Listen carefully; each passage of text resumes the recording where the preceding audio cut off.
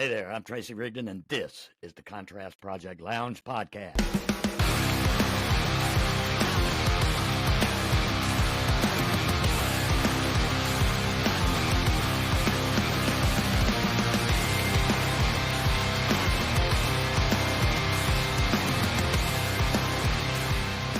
Often random, but always relevant, always real, and practically nothing is off limits. This podcast is for you. Are you ready for this? Let's do it. Welcome back to the live stream segment, this latest segment of the Contrast Project Lounge podcast. You know, you guys, you can find us on Facebook, Instagram, Twitter, and YouTube. Don't forget to like, share, comment, and smash all those subscribe buttons. We have joining us today, returning to the show, Mr. Jim Alabiso. Jim, buddy, how you doing? Good to see you. All right, good to see you too. Good to see Joni Roberts there on the screen. That's it's right. It's a Partridge Family kind of looking screen, so I don't know where she is on here, but for me, she's right here. She's down here. Yeah. Hey, Joni, really? Joni, it has been. That's funny, guys. I know. It's all working. On my screen, we're all equal. So how is that? On my screen, we're all equal. So how? It's a thing, I funny. guess. Okay. So we are actually streaming live over on Facebook. If anybody's watching us here and would rather watch over there, you can do so on our on the Contrast Project Facebook page. It's also being streamed inside our private group. So, hello guys, if you're watching. Joni, author, CEO, founder of the Evolution University, and tell us just a little bit about the Evolution University and what in the heck, got you so passionate about starting this project, this whole. It really is a framework. And from what I'm looking at all your material, it really looks fascinating. Thank you so much, Tracy. Yeah, so I've been a business professor and an entrepreneur for a long time. And also for as long as I can remember, from the time I was a little girl, I had a love for nature and the planet and for people and cultures. I had a globe next to my bed, and I was fascinated by cultures all around the world. So this started really a long time ago. And as a business professor, and, we all know that the times that we're in, we are facing a lot of, crises when it comes to the planet. And I thought, I really want to be a part of this. I heard the younger generation reaching out and saying, hey, we need to make changes. And I knew they could use some guidance on how to do that. So I think it's really an intergenerational thing, where those of us who've lived longer have some wisdom and experience to share that with the younger generation and be part of the change. So really, that's what the school is all about.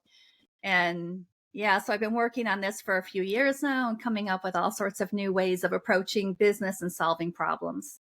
That's fantastic. And, when you just mentioned something about, growing up, being very, very passionate or fascinated by the planet and all that, there happens to be a common thread between you and Jim, you fin-wearing folks. Yeah. I wonder what that might be. What year did we meet? What year did we meet, Joni? I was trying to figure that out yesterday. All right. I think it was 2011. I would have to check my notes. I'm pretty sure it was 2011 because I looked this up rather recently. And I had moved to St. Augustine for a little bit, and I was transitioning to Jacksonville, and I was training in a pool in St. Augustine. And someone mentioned this open water swimming group in Jacksonville. And I always wanted to do that. I lived in Myrtle Beach, South Carolina for a while, and there was no swim group there. And so it's a little intimidating to go out there and do the full ocean immersion and take a chance on wildlife encounters. And so the first jumping fish I met was Jim Alabiso. He was on my first swim. And he had these blue bands around his wrist. Yeah. Oh, still the to this stretchy day. one. Yeah, the Yeah. stretchy one though. Oh, I you're think it thinking of one that said jumping fish. Yeah, said jumping yeah, fish. yeah, And so we yeah. finished our swim at the very end. He pulled off his jumping fish wristband and gave it to me. And I just thought, who is this sweet guy? And I've known Jim ever since. We've been friends ever since. A long time Hmm. now. Yeah. Yeah. Yeah. Philosophizes both.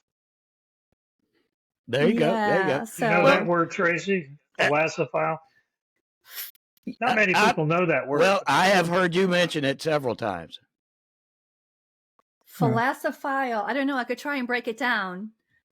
Well, I don't know how to break it down, but it's kind of like an audio file. People that love, Ah, sound, but a philosophile is a person that's passionate about water. oh, yeah. That would be So we're us. fellow philosophizes. There we go. I didn't even know that until this day. Wow. Yeah. Well, Yeah. well, See, I'm you know, always learning from Jim. I know. Well, So, Jim and I have talked before too. That's part of his connection to nature, and I'm sure it is yours too. Getting out there and being a philosophophile. Uh, with me, Jim knows very well. I like to get out in the woods. I walk around in the woods and I Mm-hmm. do yeah, a but lot he of does gardening. but he does it barefoot, Yeah, so he feels grounded. that's right. Don't forget to Perfect. say that part. That's Yeah. true. That's true. I do. Yeah. Grounding and earthing. I'm completely into it. I spend a lot of time too hiking and Yep. being out in nature. And I love being under the trees and in the dirt. And I love going to the springs here in Florida. And there are a lot of beautiful hiking trails nearby and a day trip. Yeah, so we're Well, very lucky here. Jennings State Forest is practically in my backyard.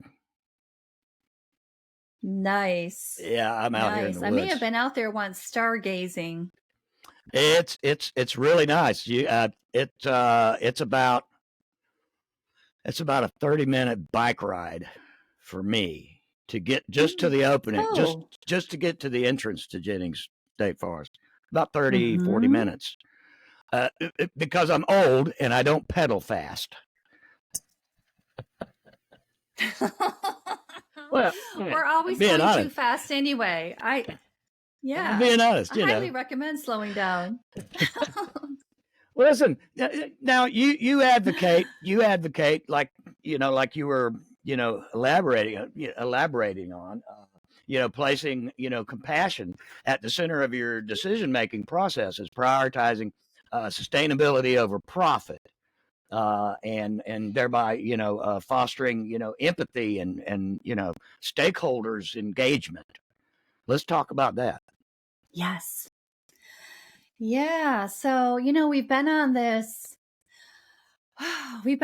path, this profit-driven path, for, of course, for a long time. The Industrial Revolution started, and we started on this path of mass production and consumption, but it's been super accelerated just in our lifetimes. Yes, it has. And when we think that the planet is like 4.5 billion years old, in just in our little lifetimes, a blink on this planet, we've done exponential impact to the planet through the way that we're doing business, through the way that we are generating those profits. So nothing wrong with profits, but when you really think about the impact on the planet from the process of making those profits, the profits aren't really there. They start to get hit pretty hard if a company ever had to factor in the climate change or the greenhouse gas emissions, if the fossil fuels or transportation, really the true cost to all of us, the cost to the planet is much higher than the price of a product. And we're thinking too narrow. We're just so narrow in our thinking. Yeah. And we've just lost touch with what's truly important. Yeah, it's like, well, I think, sometimes the financial impact, it's like, for a company that does something that's not sustainable, right? They may not feel the financial impact. Maybe somebody else that feels the financial impact.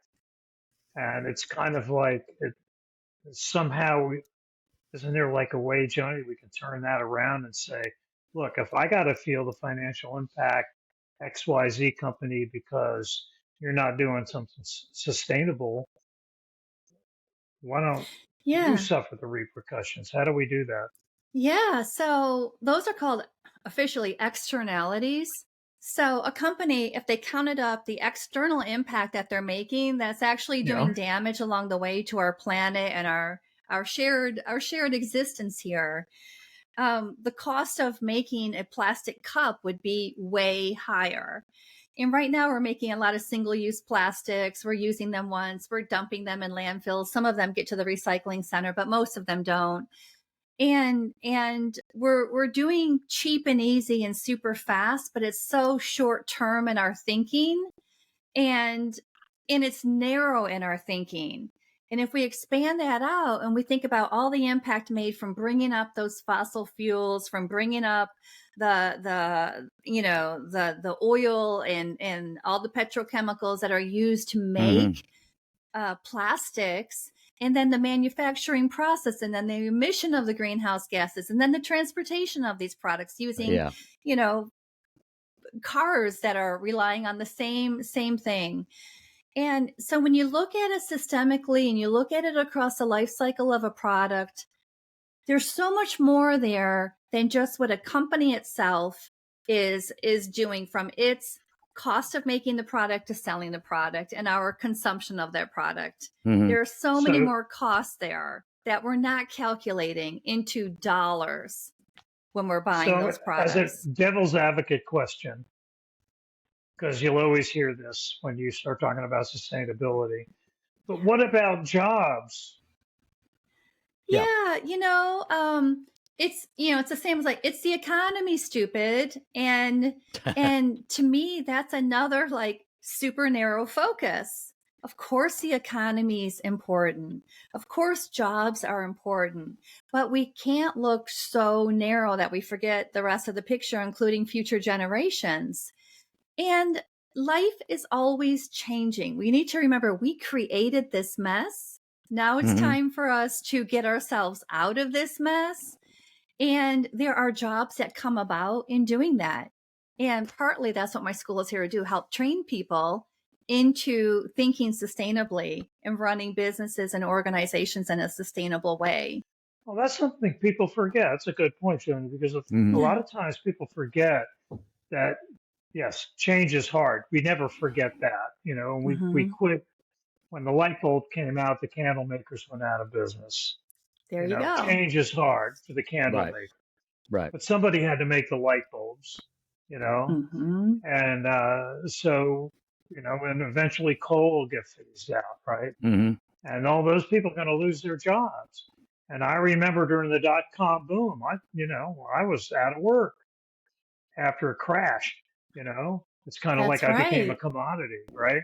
So we have to, society has to go through change, and on the other hand, though, there's things like, hey, I got a family of 5, and I'm a coal miner, and that's all I can do, and I got to feed my kids. Right. Yeah, So there's that too.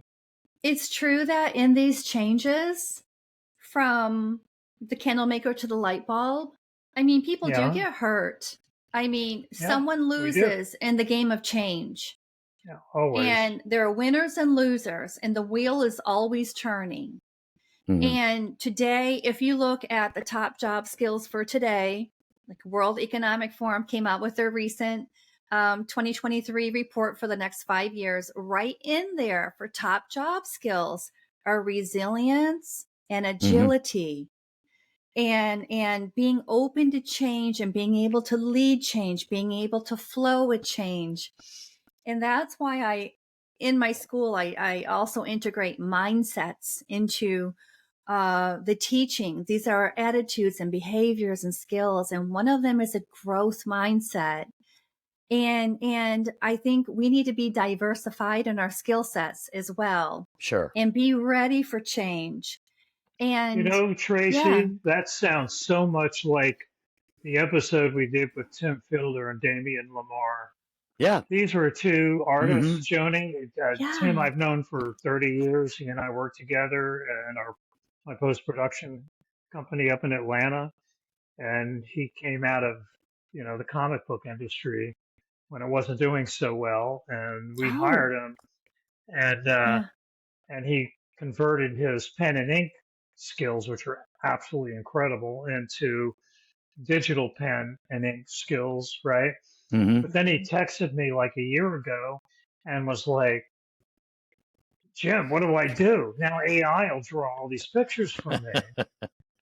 And I remember as a musician, and we talked about this on the show, Tracy, as a musician, it was like when the synthesizer came out, Mm-hmm. all the musicians were panicking. It was going to take our jobs away, but it didn't. No. And the people that embraced it, accepted the change, like Joni was just saying, like Emerson, Lake and Palmer, the Moody Uh, Blues, the Beatles, all those folks, they embraced it and they did well. And somebody had to make those synthesizers and and you know, develop the circuit boards and learn that technology, right? that's right. And you talk about Yeah. So you Tim talk about and keyboards, Damien, right?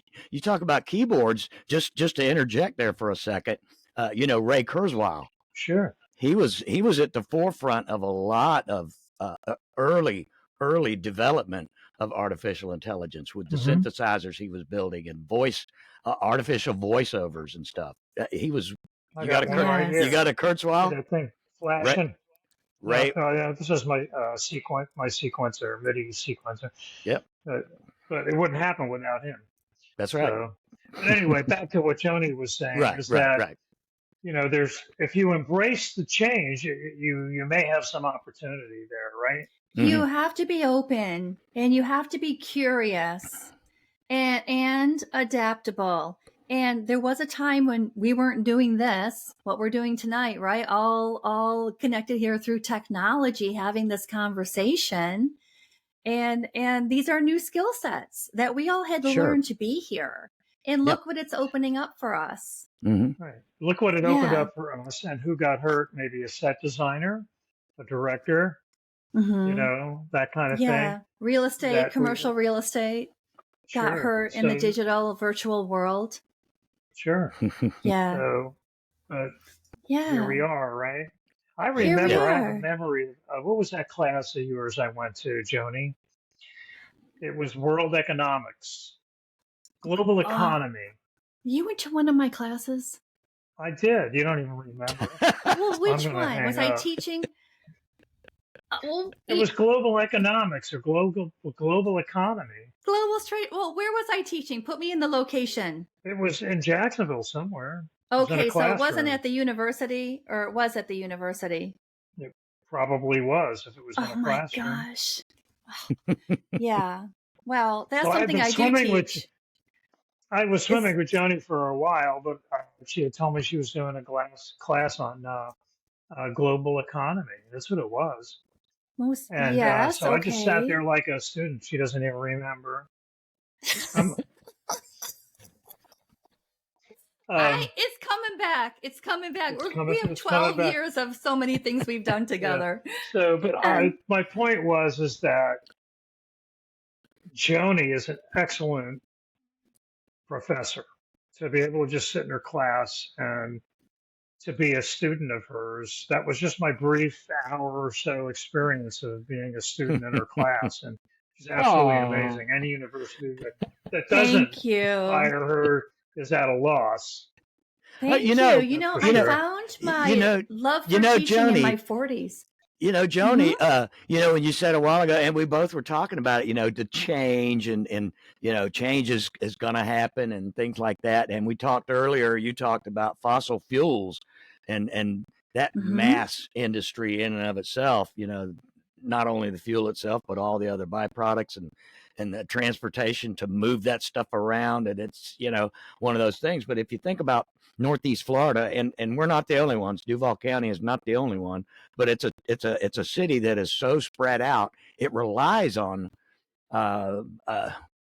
transportation in one form or another, and sadly, the city has not embraced mass transportation, never has, and doubtful that it ever will. At the pace it's been going. We're at 2024 now, and they still don't have an adequate mass transit. So you got people, But you got Tracy, a lot of people driving cars around town an hour a day, and some more, just to get back and forth from work. Yeah. But they are embracing deepening the St. Johns River, so we can bring bigger ships in, and so we can get salt. Which is going to result at some point. So we can get salt water leaching into the aquifer. Exactly. So who's going to suffer? The shipper's not going to suffer. The Port Authority is not going to suffer. Who's going to suffer? The people that live on the St. I've already seen people suffer that live on the St. Johns River. We need to think very carefully about these things more along. And see, that was a drive for the economy.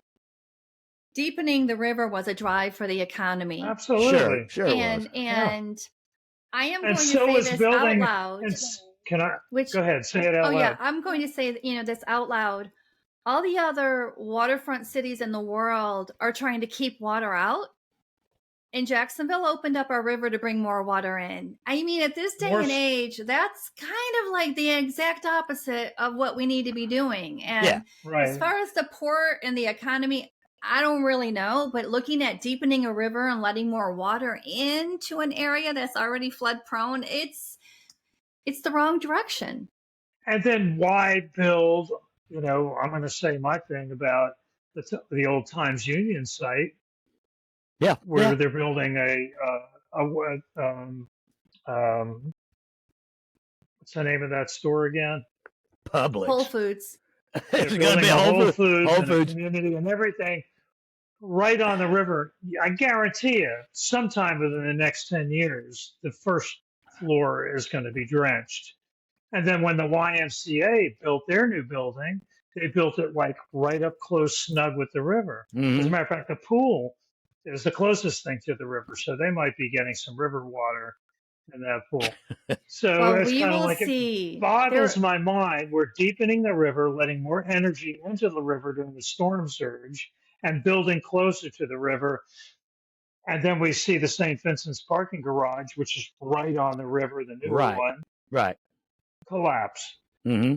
Well, if that site is being built as the earlier images showed, which is the one that replaced the Times Union, which was a gigantic parking lot, by the way, which is like the worst thing you should have along a river. The idea there is to open McCoy's Creek. And if we can open McCoy's Creek and let some natural water flow, we could create some flood resilient infrastructure with opening up nature in McCoy's Creek. I just walked by there this morning, and I would love to see the updated plans, and I sure hope that's going to happen. That's part of the Emerald Trail. And so I hear what you're saying. Like they just did the whole resilient Jacksonville plan, and they have every flood zone area mapped out and heat zone areas. And now the next phase of that plan is to implement flood resilient solutions to help water, dissipate and not flood buildings. It's a long-term outlook. Yeah. But we as a collective, we in society, I mean, Jacksonville was not built on the ocean. It was built on a river. But what we have done in this past 50 years especially is we have gone and we have built up all the oceanfront property, removed all of the dunes that were there for storm surge, and we have made a concrete jungle when nature is supposed to be able to absorb the water that comes in from natural storms. So you realize, Joni, you know this because you've swam the St. Johns River. We've done that together. Yeah, we have. Where are the beaches where are the St. Johns River beaches? Well, which beach? There's only one. JU. Well, yeah, JU has a natural beach. It does. Yeah. Everything else is all built up with either concrete or big rocks and rhubarb, which is dangerous, is all get out. So every time we do the swims in the St. John's, we have to have kayaks and motorized boats with us because you can't just swim the shore. You can get hurt. There's nowhere to get out once you're in. I mean, you have to plan your exit very carefully. Yeah. It's a contained river now. But if you go to Augusta, Georgia, where the Savannah River flows through, you can just walk up to the shoreline of the Savannah River and get your toes wet. Yeah, that's Over nice. here, you just get your feet cut up with glass, especially Tracy, given that he likes to walk barefoot all the time. So, well, I think we're going to see a shift from being right on top of the ocean and the water to people shifting to higher ground. We're going to see some shift in people moving from super high risk areas like parts of Miami, southern Florida, and they're most likely going to come up this way and head into central Florida. Sure they are. For better or worse, we're going to have a lot of movement in humans. Years ago, Joni, I read this book called Einstein's Dreams. And it was just a small book, like about this big and about this thick, and had little short stories in it. And it basically, the premise of the book was, and I know this sounds unrelated, but I'll get to it.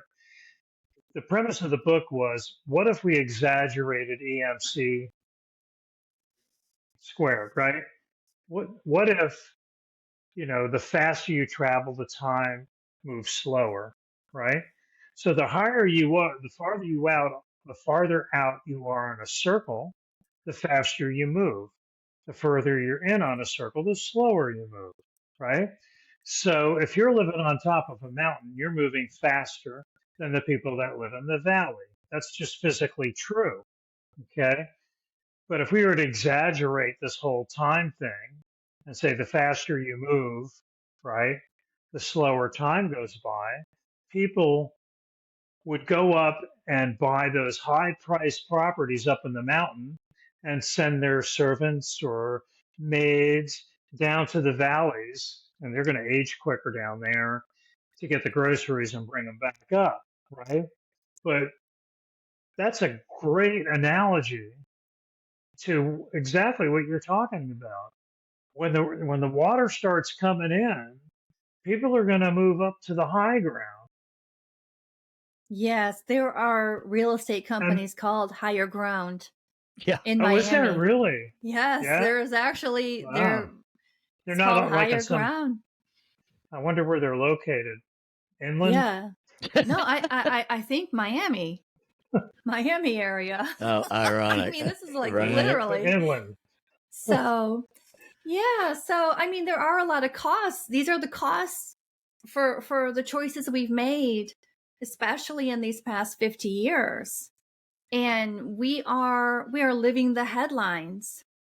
And sadly, like when I read the headlines, I'm like, oh my God, we're living the predictions is what I meant to say. We are living the predictions, and you see it in the headlines.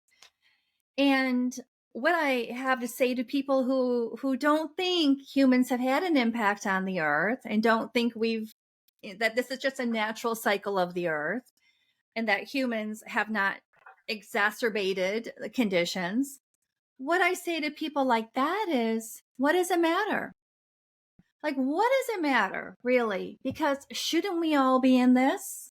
When we think about what we're doing is creating a cleaner, greener, more beautiful world.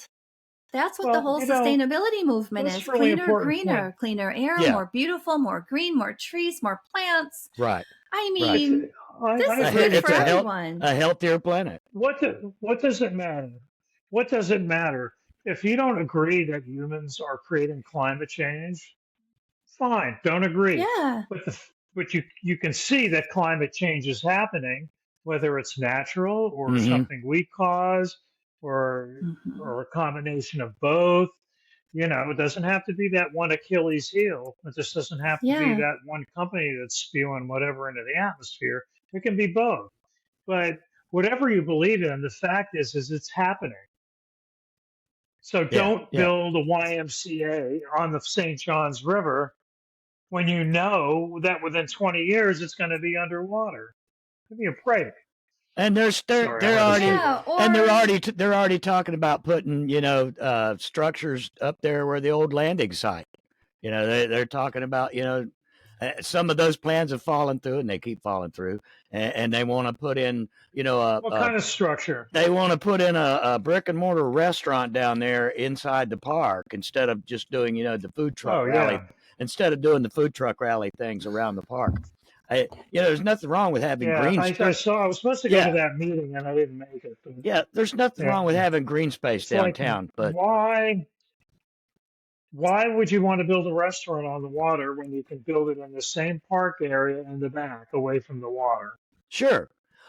And they're always having problems. I don't get it. They're always having problems, you know, with getting things, you know, to happen downtown, the urban core. You know, put a restaurant down. Put a restaurant down there. Yeah. Well, you know, we had that. We had the landing, right? When the landing was up there, and there were the outdoor restaurants with a view of the river. What were the people doing? Their backs were to the river while the dolphins were swimming, doing some wonderful tricks and flipping through the air, watching some game up on a television set. So just move the damn thing out to the street. Exactly. Well, Jim, or live music. The reason why we did all those river swims, I mean, partly was to show people the beauty of engaging with the river. That's what it was for. Yeah. So, well, I think, you know, as long as the decisions that we're making lead to a cleaner, greener, more beautiful world where more people can access places like the river and enjoy it, what we did by swimming in it was immersing ourselves straight in the water. When you're immersed in nature, when you're immersed in the water, you have a greater appreciation for it and you care more. Mm-hmm. So really my school too is based on connection and increasing connection. And empathy and compassion is all about increasing connection with one another, with ourselves. And that in itself, by developing our inner selves, helps us also manifest that in our outer worlds, greater care for our planet and more careful decision making. So how do you get a person to empathize? Well, you know, it's like not everybody has that empathic thing going on. Well, here's the thing, is that empathy is partly biological. So some people are wired to have more mirror neurons in their brains, which makes them more naturally empathetic, and they can resonate more quickly with others and read others' emotions and understand their own emotions better. I feel you. Yeah. And so people who are highly empathetic, they're called orchids, which mean they're highly sensitive beings. And they're about 20% or so of our population. And then we have another category of people who are tulips, who are also quite empathetic, maybe not as sensitive. And then we have dandelions, which are very hardy people and very resilient and can adapt to change actually quite well. And they tend to be lower on empathy. And some go very low. You know, we can go all the way to no empathy. Mm-hmm. But let's just say naturally how we're biologically wired. I mean, if we get into narcissism is childhood trauma, most likely manifested as an adult. You're not born a narcissist. You might be born a psychopath, but now we're getting into a different conversation. All right. So that is our biology. Yeah, this is not about me. Yeah. No. Yeah. But also amazing is that science shows that our ability to be empathetic and compassionate is like 50% biology and 50% influenced by our environment. And by modeling behaviors, by showing an act of compassion for someone, it actually increases well-being and life satisfaction for the person who gives the compassion, the person who receives the compassion, and those that witness the altruistic acts. That's a fact. And so we can model new behaviors. That is a fact. This is scientific evidence. Yep. And people can learn the skills. These are skill sets. Compassion and empathy are also skill sets. They're mindsets, they're skill sets, their behaviors, their attitudes, their choices. So what's the difference, Joni, for all our viewers out there? What is the difference between empathy and compassion? And sympathy. Well, sympathy, empathy, compassion. Okay. What are those three things that we often confuse? So I focus a lot on empathy and compassion.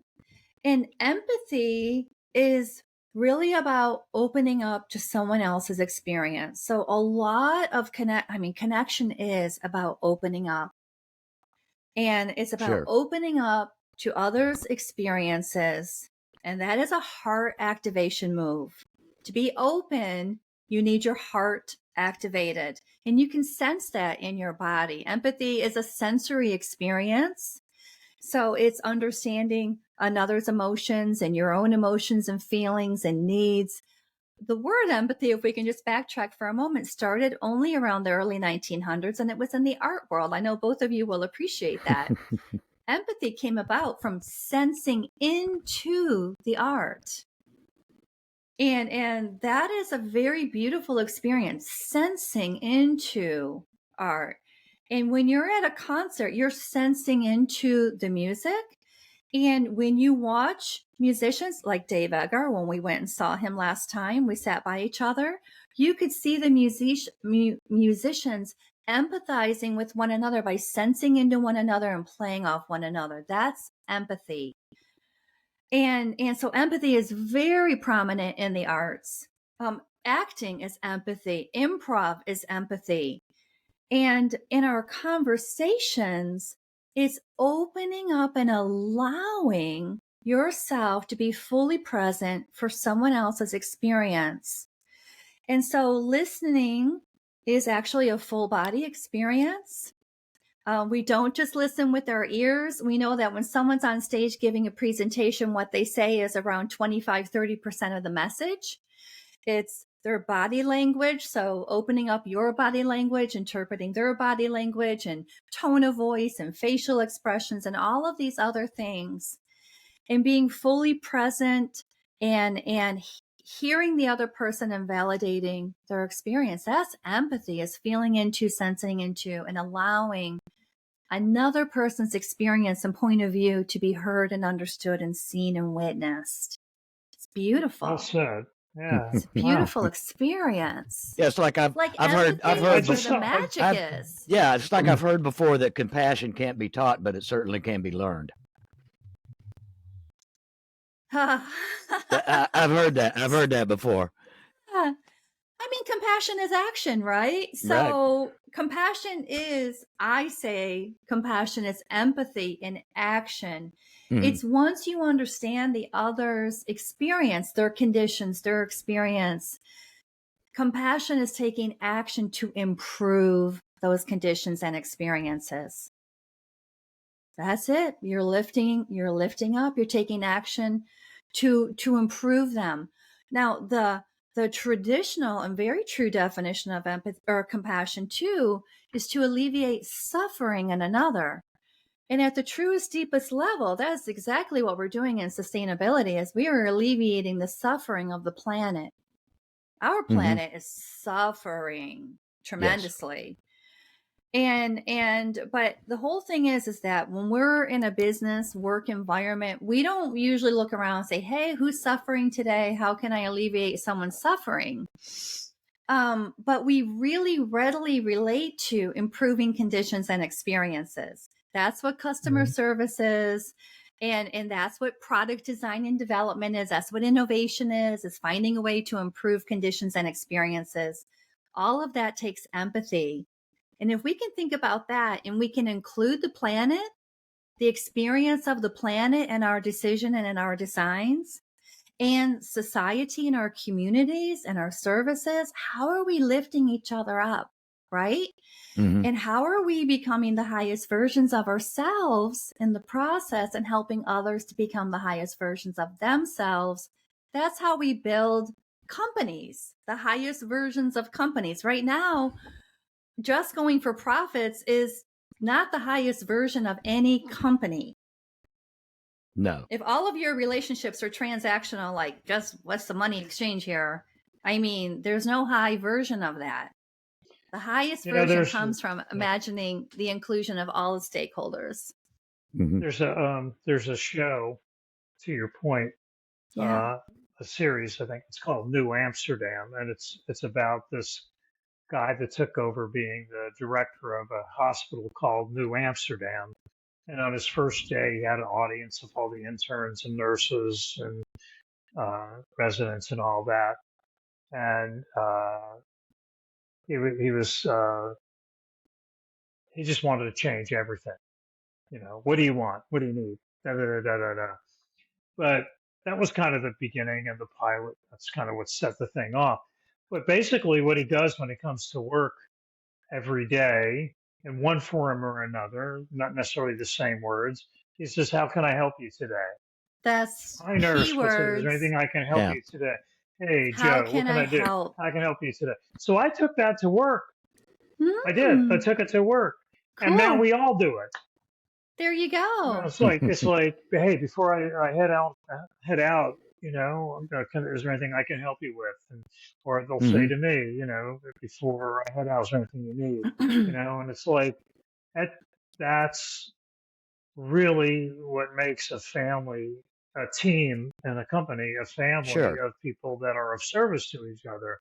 Because nobody's really a leader. It's kind of like we just serve each other, you know, and I just love that show because it kind of taught me that in a work of fiction, you know.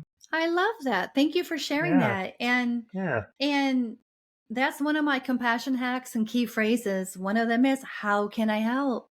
You can really turn around someone having a tough time, or, you know, going through a frustration, or even just their sense of being valued and seen. How can I help? Oh my gosh. It's the best thing to say to someone in the workplace often.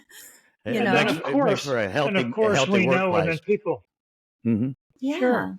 And then, you know, people, you know, we always hear, you know, what are the keys to happiness? And one of the primary keys is service. You know, it's socialization and service are the things that make people happy, you know.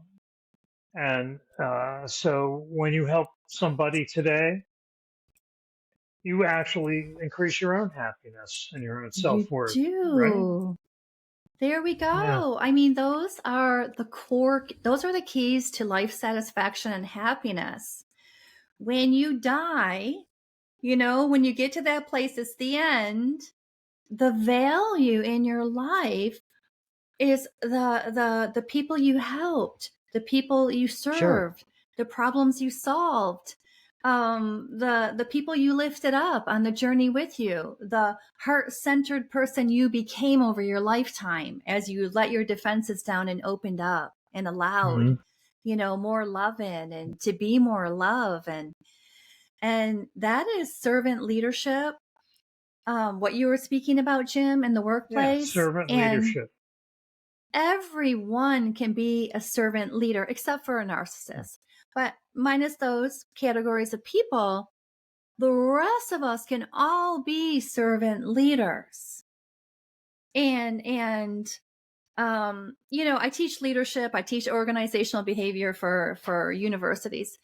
And there are a lot of different leadership styles, like charismatic, for example. Not everyone can be a charismatic leader. But you know, you need some personality and some pizzazz for that. But all of us can be a servant leader.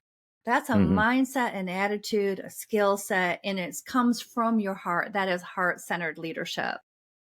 Yeah, and then there's like you say, there's so different kinds, so different, so many different kinds of leadership. Like you say, I've read a lot of the stuff that Don Emmerich puts out, the trauma-informed leadership.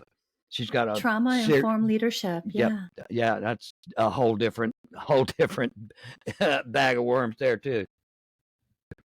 Well, so many of us are carrying trauma, and that's part of our journey too. Part of our heart center journey is to heal ourselves.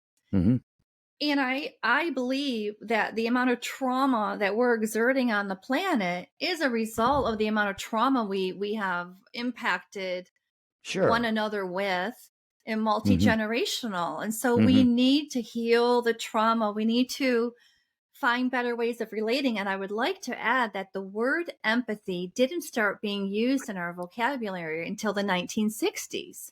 So it started off in the art movements early on, but it started to come into play more in the 1960s with the psychological movement and the self-improvement movement that emerged out of that.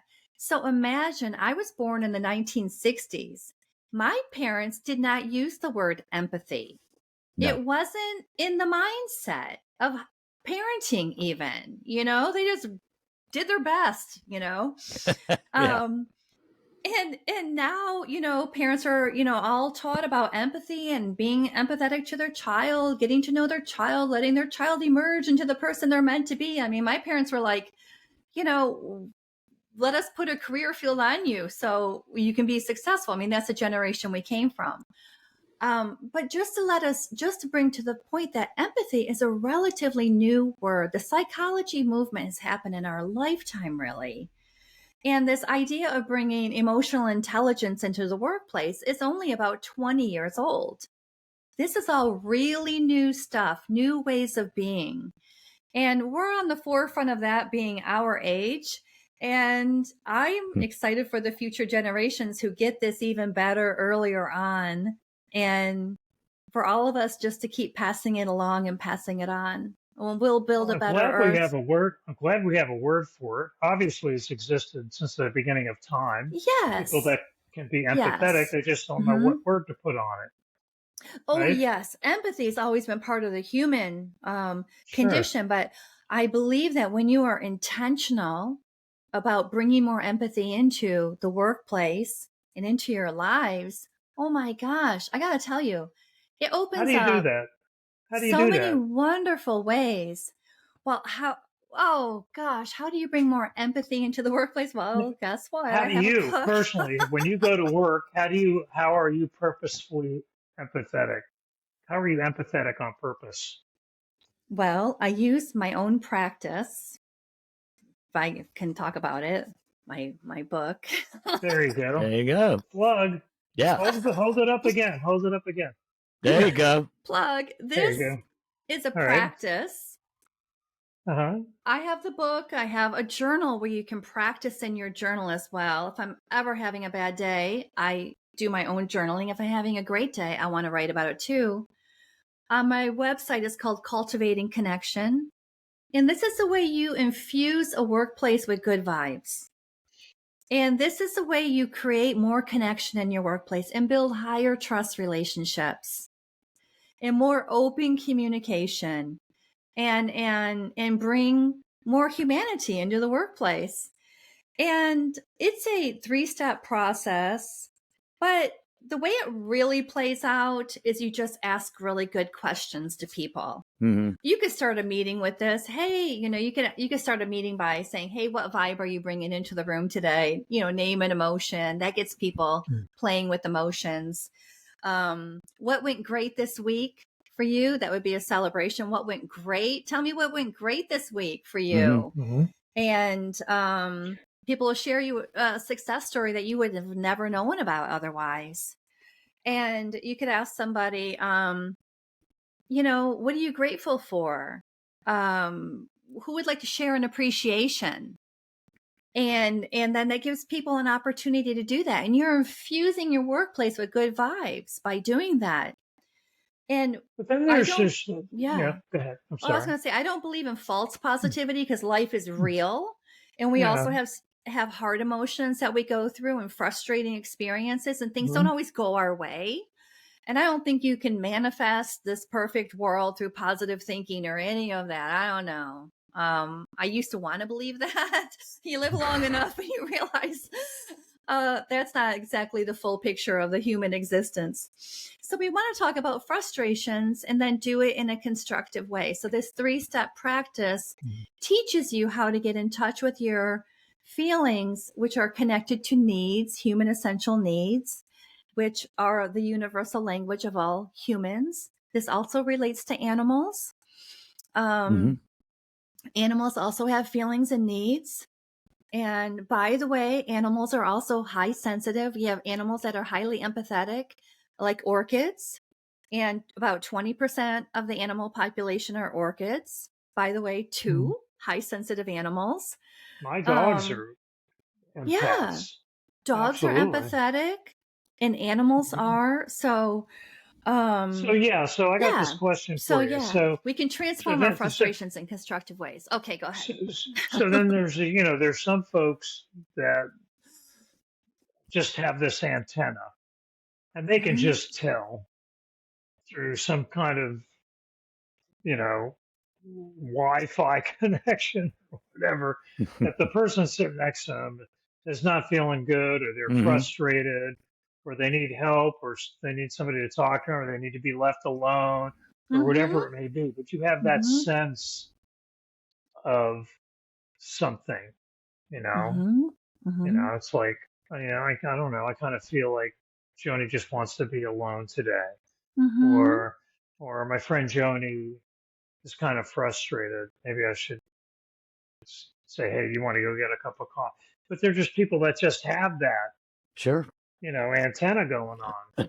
Yeah, because they're open and they're aware of others, and that's a skill of emotional intelligence, is awareness of others and their emotional states and experiences, and being tuned into that. And through practice, we can all become more like that. We just have to care, and it's fun to be connected. It's so much more enriching in this world, and it's a better world. It does create a better world. And another thing you brought up, Jim, was that not everybody wants to be helped. That not everybody, is asking for that. Sometimes people just want to be heard. Like, I just need to share with you my frustration from today. It was really hard. And I just need someone to tell that to. I just need to be seen and known for this problem that happened today. And you just let it out. And that helps you transform it. So we need to be careful and really understand what somebody wants from us. Yeah. That's true. And many times they won't tell you that. So every now and again, somebody will tell you, I just want to get this off my chest. Yeah, people don't always understand that they don't want the help, that they just want to share it out. But I guess you'll start to know that once you start prescribing ideas and information for them, if they start to resist that probably means that's not what they're looking for.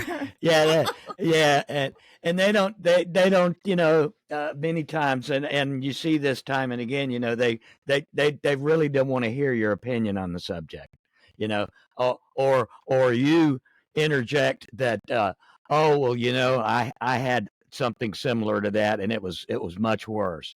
Never do that. Oh gosh, yeah. Start competing for what's worse. I had. You had a broken leg when you. All the time. It happens all the time over here.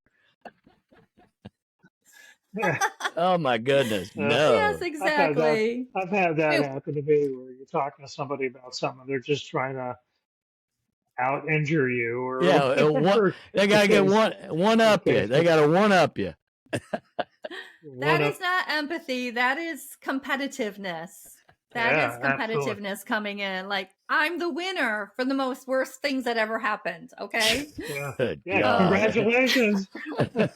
So Joni, so if people want to learn more about what we're talking about, where do they go? You have a book, you have a journal. Where do they find it? Do you have a website? On-demand courses on my website, but also what I really truly believe in are like what I would call facilitated learning or instructor-led learning or cohorts. I love taking groups through the trainings. You just learn so much more, and it opens up a lot of conversations. And so you can do it on your own. And you can also, we can create study groups, or you can hire me to come in and lead your teams and groups through these trainings. So this is not just for private training. This is for like a corporate yes. Corporate entity might say, hey, we have a team. We want to do some of this work that yes. If you're wanting to, especially in the virtual world, like I did training with the group that got geographically dispersed, and they went virtual during COVID, and they never got their office back, and just creating a lot of disconnection and hardship. So I did this training with them for a year. And we did live sessions, and then we met virtually online every month. And there are all different ways that you can do this. So how do they find out more about it?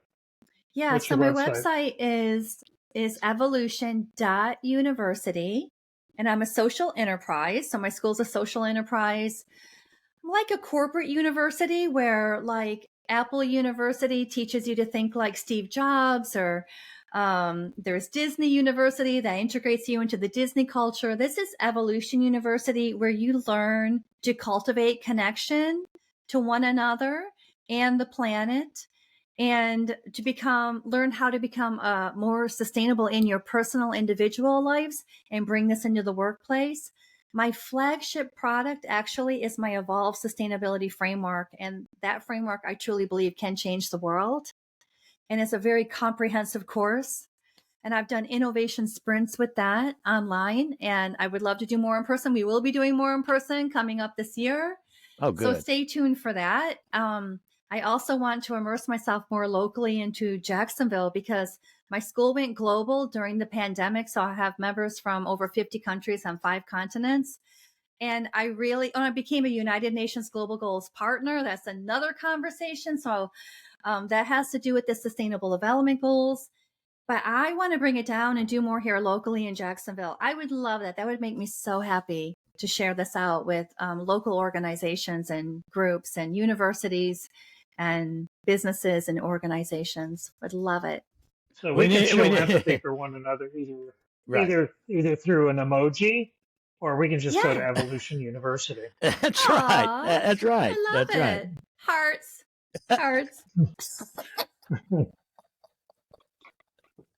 Hearts right here. I got my green heart on. What about the green heart? What's that about? Yeah, so I have these green hearts just to let everyone know that my heart bleeds green. That's sweet. How about that? That's very Joni.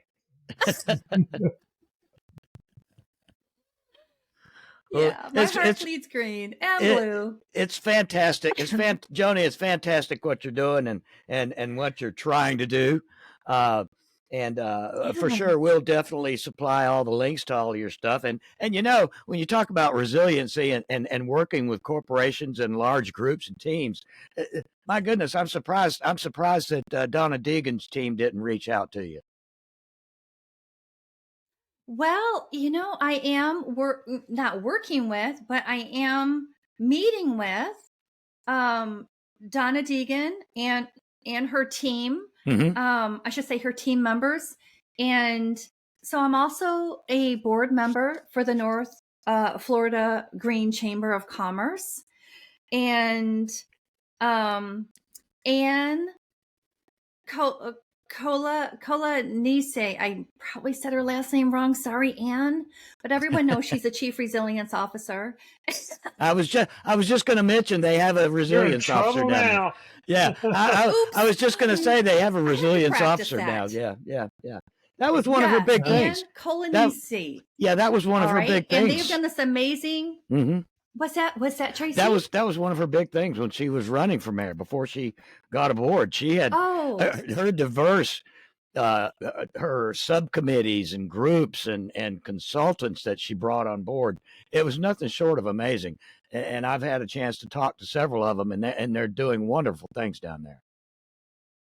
Well, we might, if we're really super lucky, We might have Donna Deegan speak at our next quarterly meeting with the Green Chamber of Commerce. That would be good.